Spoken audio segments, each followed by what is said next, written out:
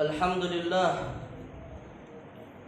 إن الحمد لله نحمده ونستعينه ونستغفره ونستهديه ونتوب إليه من شرور أنفسنا ومن سيئات أعمالنا من يهده الله فلا مضل له ومن يضلل فلا هادي له أشهد أن لا إله إلا الله وحده لا شريك له خصنا بخير كتاب أنزل وأكرمنا بخير نبي أرسل وأتم علينا نعمه على دين شرع وأشهد أن محمدا عبده ورسوله وخليله وصفيه من خلقه لا نبي بعده بلغ الرسالة وأدى الأمانة ونصح للأمة وكشف الله به الغمة حتى أتاه اليقين اللهم فصل وسلم وبارك على سيدنا محمد وعلى آله وصحابته ومن صار على نهجه واستنى بسنته واقتفى أثره إلى يوم الدين أما بعد فيا عباد الله أوصيكم ونفسي بتقوى الله وطاعته فقد فاز المتقون فقال جل وعلا في محكم تنزيله أعوذ بالله السميع العليم من الشيطان الرجيم يا أيها الذين آمنوا اتقوا الله حق تقاته ولا تموتن إلا وأنتم مسلمون. Ma'asyiral muslimin wa zumratal mu'minin, jamaah salat Jumat yang dimuliakan Allah Subhanahu wa taala.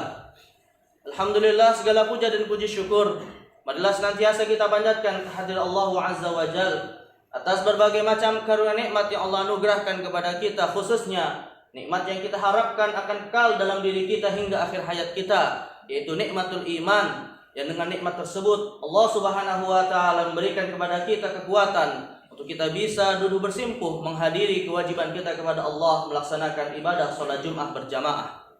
Tentu kita sama-sama berharap mudah-mudahan setiap ibadah yang kita lakukan senantiasa diterima oleh Allah Subhanahu wa taala untuk kelak bisa menjadi wasilah dalam rangka kita mendapatkan ridha dan mewarisi surga darinya.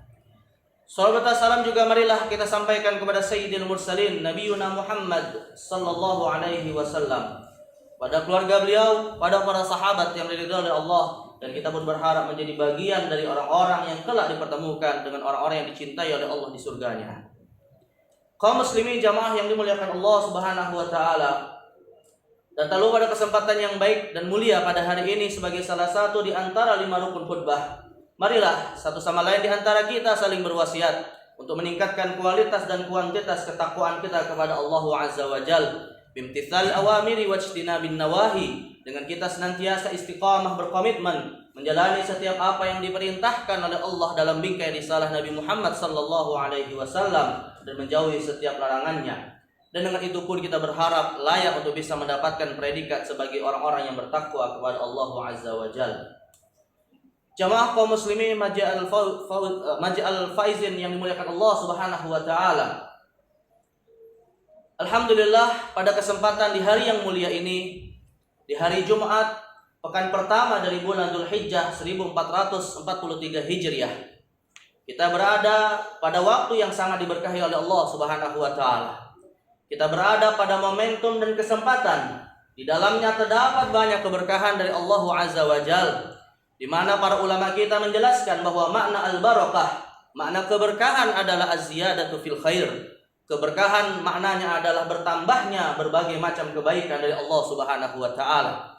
Apakah keberkahan tersebut adalah al-barakah dunyawiyah, keberkahan yang terkait dengan hal-hal yang baik di dunia ini, ataupun al-barakah al-ukhrawiyah, ataupun berkah yang nanti Allah janjikan kepada kita di hari kiamat.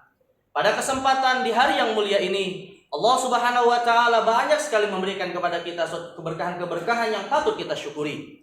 Keberkahan yang pertama, kita berada di salah satu masjid yang dimuliakan oleh Allah Subhanahu wa taala. Kita berada di satu tempat yang dalam satu riwayat dikatakan bahwa afdalul biqa'i fil ardi masajiduha. Tempat yang paling utama di antara tempat-tempat yang ada di dunia ini adalah masjid-masjid Allah Subhanahu wa taala.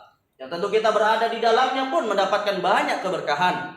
Bahkan dalam suatu hadis Nabi sallallahu alaihi wasallam bersabda, "Wala tazalul malaikatu tusalli alaihi madama fi musallah." Bahwa malaikat Allah Subhanahu wa taala akan senantiasa bersolawat, memohonkan ampunan kepada Allah, kepada setiap orang yang masih berada di masjid-masjid Allah Subhanahu wa Ta'ala. Keberkahan yang kedua yang kita dapati pada hari ini, jamaah yang dimuliakan Allah, adalah keberkahan ketika kita berada di hari Jumat yang mulia. Di suatu hari yang disebutkan dalam suatu riwayat, khairu yaumin tala'at fihi syamsu, yaitu hari yang paling utama terbitnya matahari di dalamnya. Hari Jumat yang di dalamnya Allah muliakan dengan berbagai macam syariat, terutama adalah ibadah sholat Jumat yang kita lakukan pada hari ini. Yang tentunya ketika kita berada pada hari tersebut, kita pun patut bersyukur dengan memperbanyak kualitas dan kuantitas ibadah kita kepada Allah Subhanahu wa Ta'ala. Dan keberkahan lainnya, jemaah sekalian yang dimuliakan Allah, pada hari ini pun kita bisa melaksanakan, atau di antara orang-orang yang diberikan oleh Allah kesempatan untuk kita bisa melaksanakan ibadah sholat Jumat, di mana Nabi SAW bersabda dalam satu hadis, al-jumu'atu ilal jumu'ati kafaratun lima bainahuma. Antara satu Jumat dengan Jumat yang lainnya, maka akan bisa menjadi pengampunan dari dosa-dosa yang dilakukan oleh seorang hamba. Dan kemudian keberkahan yang keempat, secara khusus pada awal bulan Dzulhijjah ini yang dimuliakan Allah Subhanahu wa Ta'ala, kita berada pada 10 hari pertama dari bulan Dzulhijjah. 10 hari di mana Allah Subhanahu wa Ta'ala bersumpah dengannya di dalam Al-Qur'an. Allah Subhanahu wa Ta'ala berfirman, wal fajri wa layalin 'ashr, demi waktu fajar dan demi 10 hari di awal bulan Dzulhijjah. Bahkan para ulama kita, sebagian di antara mereka mengatakan bahwa 10 hari di awal bulan Dzulhijjah ini keutamaan dan kemuliaannya lebih besar daripada 10 hari di akhir bulan Ramadan.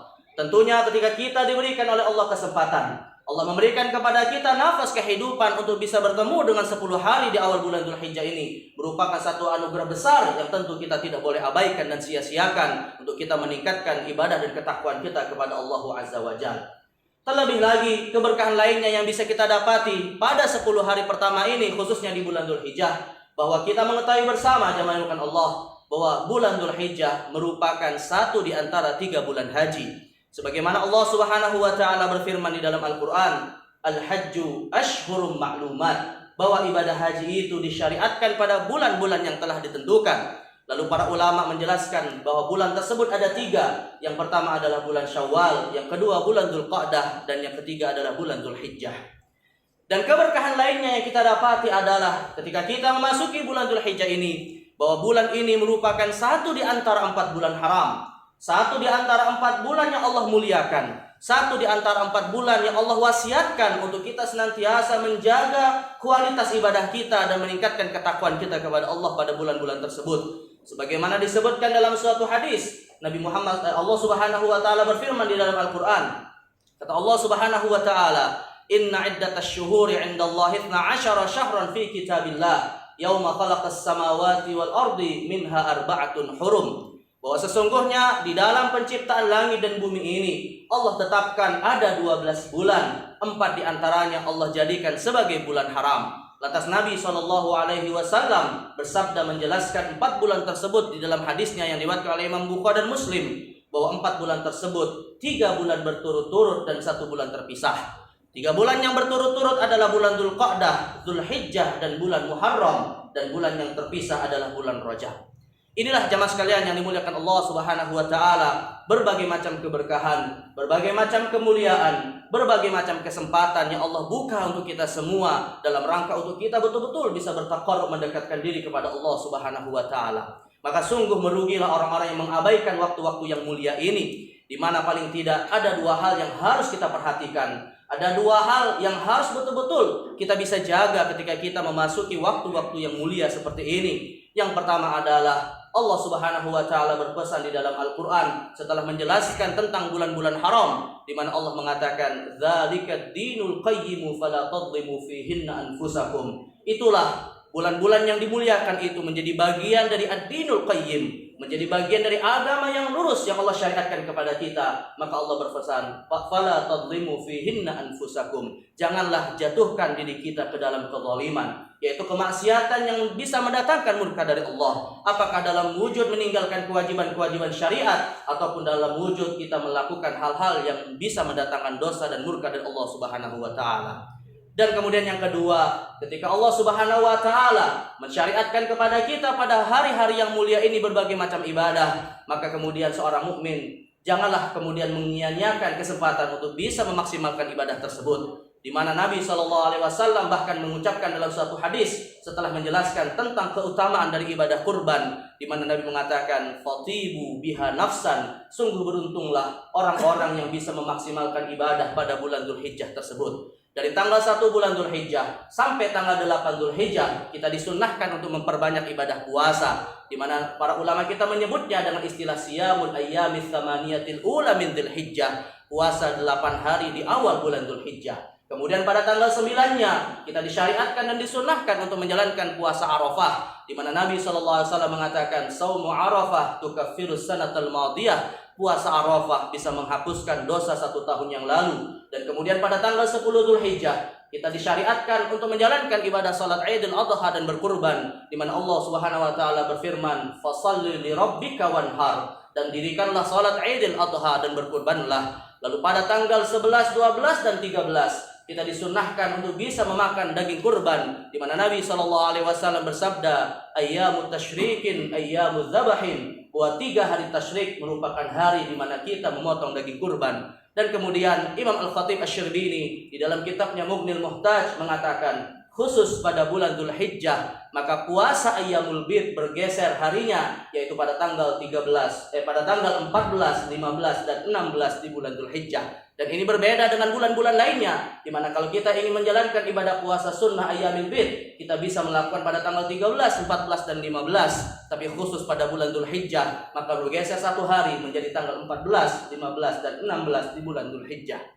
Inilah jemaah sekalian yang dimuliakan Allah Subhanahu wa taala, berbagai macam syariat yang Allah berikan kepada kita, yang sungguh ketika kita kemudian bisa melakukannya, kita berharap menjadi bagian dari orang-orang yang disebutkan oleh Nabi SAW, "Fatibu biha nafsan." Beruntunglah orang-orang yang bisa menjalankan syariat tersebut, dan kita berharap mudah-mudahan Allah Subhanahu wa taala memberikan kekuatan kepada kita untuk bisa memaksimalkan ibadah kita pada bulan yang mulia ini, bulan Dzulhijjah. Dan tentu kita berharap untuk Allah pun menjaga kita dari berbagai macam dosa dan kemaksiatan yang bisa mendatangkan murka darinya.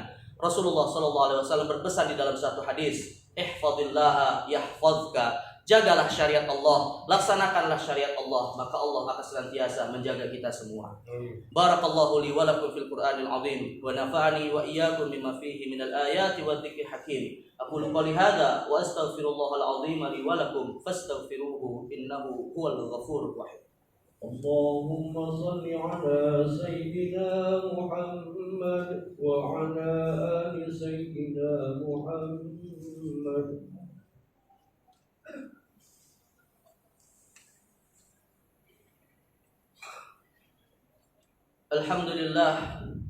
Alhamdulillahilladzi an'amana bi ni'matil iman wal islam.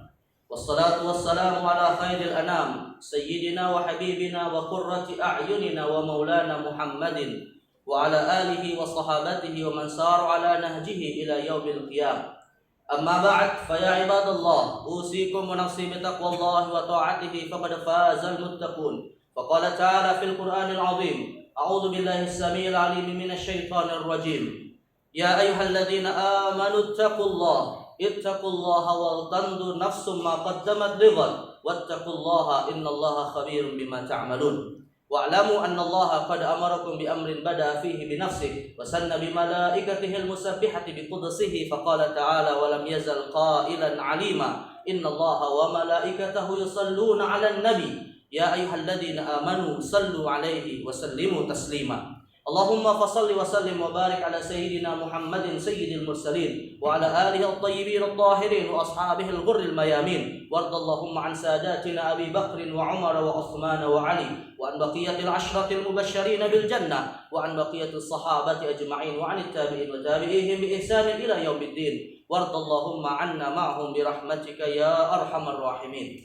Allahumma ighfir lil mu'minina wal mu'minat al ahya'i minhum wal amwat. إنك على كل شيء قريب مجيب الدعوات ويا قاضي الحاجات.